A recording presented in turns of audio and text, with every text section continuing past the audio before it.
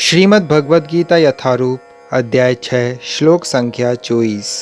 स निश्चयेन योक्तव्यो योगो निर्विण्ण चेतसा संकल्प प्रभवान् कामांस् त्यक्त्वा सर्वान् शेषतः मनसैवेन्द्रियग्रामं विनियम्य समन्ततः।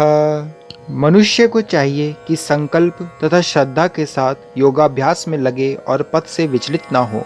उसे चाहिए कि मनोधर्म से उत्पन्न समस्त इच्छाओं को निरपवाद रूप से त्याग दे और इस प्रकार मन के द्वारा सभी ओर से इंद्रियों को वश में करे। तात्पर्य: योगाभ्यास करने वाले को दृढ़ संकल्प होना चाहिए और उसे चाहिए कि बिना विचलित हुए धैर्यपूर्वक अभ्यास करे। अंत में उसकी सफलता निश्चित है। उसे यह सोचकर बड़े ही धैर्य से इस मार्ग का अनुसरण करना चाहिए और यदि सफलता मिलने में विलंब हो रहा हो तो निरुत्साहित नहीं होना चाहिए। ऐसे दृढ़ अभ्यासी की सफलता सुनिश्चित है। भक्ति योग के संबंध में रूप गोस्वामी का कथन है, उत्साह निश्चया धैर्यात् तत्तत् कर्म प्रवर्तनात् संगत्यागात् सतो वृत्तेः षड्भिर्भक्ति प्रसिद्ध्यति। मनुष्य पूर्ण हार्दिक उत्साह, धैर्य तथा संकल्प के साथ भक्ति योग का पूर्ण रूपेण पालन भक्त के साथ रहकर निर्धारित कर्मों के करने तथा सत्कार्यों में पूर्णतः लगे रहने से कर सकता है। जहाँ तक संकल्प की बात है, मनुष्य को चाहिए कि उस गौरैया का आदर्श ग्रहण करे जिसके सारे अंडे समुद्र की लहरों में मग्न हो गए थे।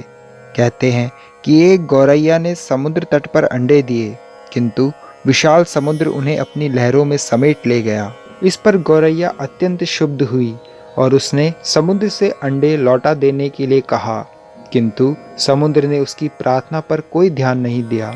अतः उसने समुद्र को सूखा डालने की ठान ली। वह अपनी नन्ही सी चोंच से पानी उलीचने लगी।